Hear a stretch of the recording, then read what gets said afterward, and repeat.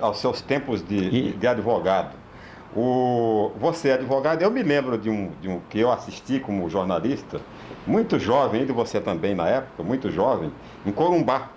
Um caso que ficou célebre, mas hoje eu me esqueço qual foi o caso, eu só me lembro da manchete da revista O Cruzeiro, Justiça de Braços Curtos. Esse é o tempo. Você era advogado e você foi defender ou acusar em Corumbá.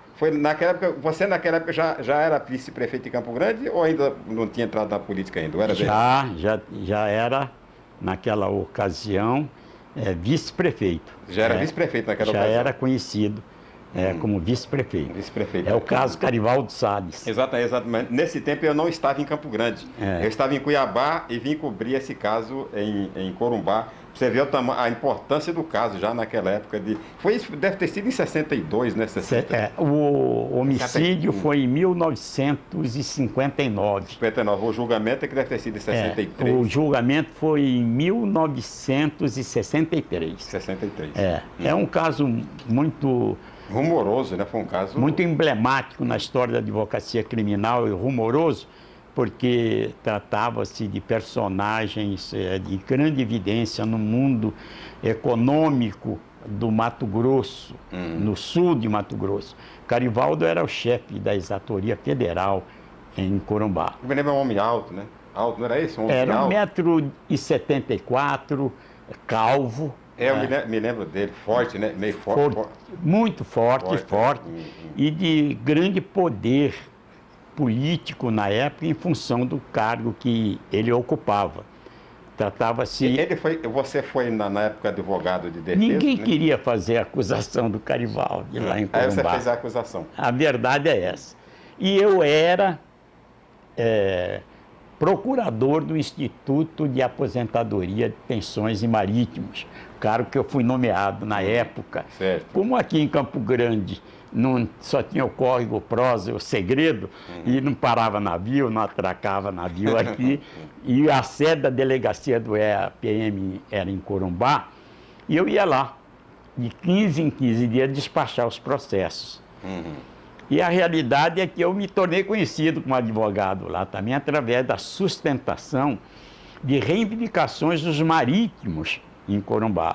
E fui, naquela ocasião, reconhecidamente um nome muito falado na periferia da cidade, mas dentro do núcleo dos advogados já havia uma certa distinção em relação ao meu nome. Como eles não encontraram lá, na ocasião, alguém desimpediu, desincompatibilizado para ser o assistente de acusação do Ministério Público, liderado pelo Zé Mirra, hoje falecido, perguntaram se eu aceitaria. O irmão do Edu Rocha, vítima, vereador, cuja execução do vereador foi uma das mais famosas no Brasil. Foi uma das primeiras da metralha. Ele levou 43 tiros. Foi metralhado. Foi na saída da Câmara Municipal. Lá de Corumbá. Corumbá. E me parece que o julgamento foi na Câmara, né? O julgamento... da Câmara? Não, foi no fórum mesmo. Recém-inaugurado. Ah, certo. Recém-inaugurado. E chamou a atenção do Brasil porque a revista Cruzeiro era a Veja de hoje. Era uma tiragem quase milionária. Acho que na época tirava mais que a Veja tira hoje.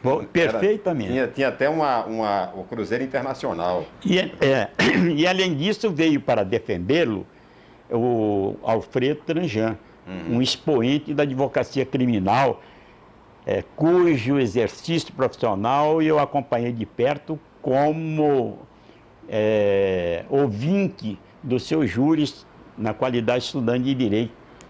E o Alfredo Tranjan veio o Celso Nascimento também, o outro de grande prestígio na época. E eles iam, evidentemente, mostrar até a alguns advogados do Estado como é a tática e técnica que eles utilizavam em grandes julgamentos da época. Eu, na realidade, pela fama dos dois, é que eu me dediquei inteiramente aos processos. Eram 8 volumes E eu sabia até as páginas onde constavam certidões de oficial de justiça dizendo que não tinha encontrado o réu para intimá-lo ou citá-lo. Sabia decoro o processo. E era a arma que eu teria para contrapor a sabedoria dos livros, dos alfarrábios penais que os dois tinham na cabeça. Ali eu tive muito sucesso. Pois é, me parece que o júri terminou absolvendo o réu. 4-3. Mas a opinião pública ficou toda contra o réu.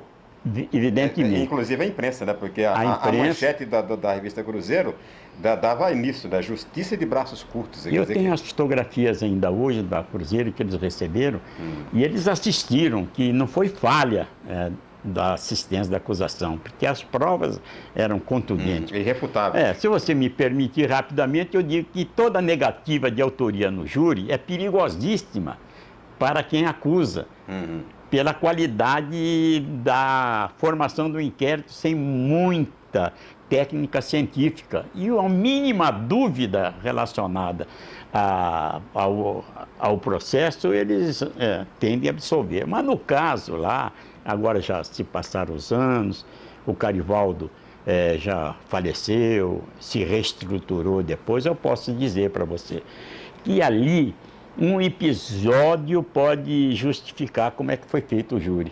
Isso que eles falam com a faca no pescoço agora, no Supremo Tribunal Federal, nesse julgamento dos mensaleiros, eu vou dizer que como é que eu poderia impedir que se formasse um conselho de sentença parcial, se todos tinham ligações com o réu, ou através de benefícios, exator federal, impostos, Corumbá, uma zona de fronteira, ou através de temor físico pela força e pelo poder do Carivaldo. E o que aconteceu?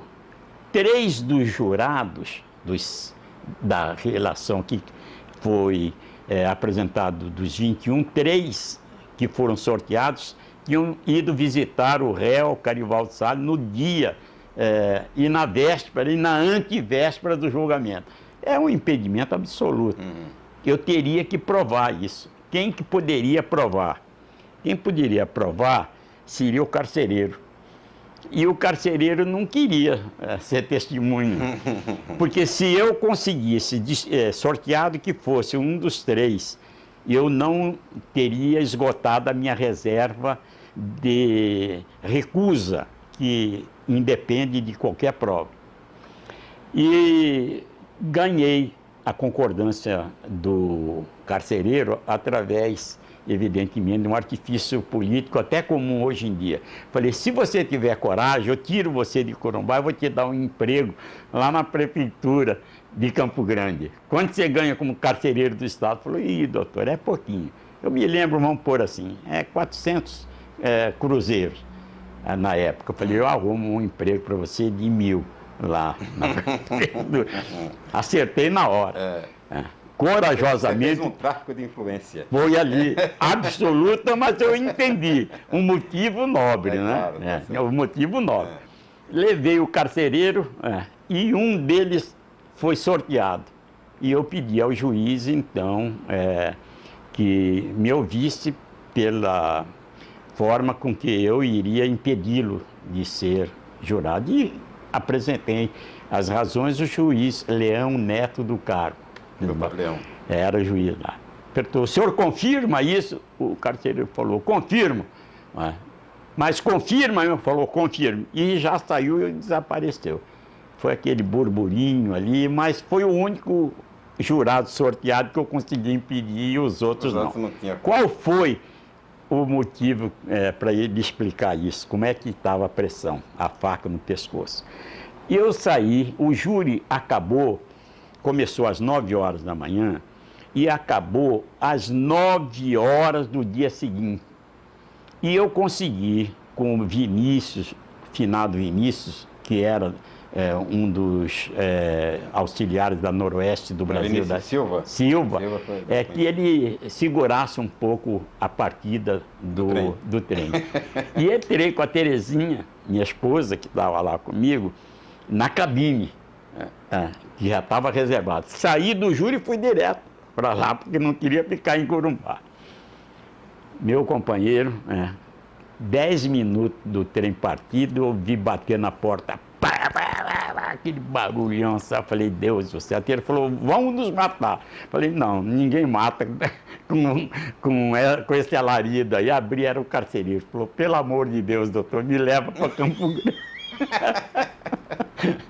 Estou esperando no fundo lá da segunda classe até agora, porque eles vão... Você teve que adotar o carcereiro. Adotei, chegou aqui e acabou se aposentando na prefeitura municipal. Esse é um episódio cômico da minha vida acadêmica de advogado.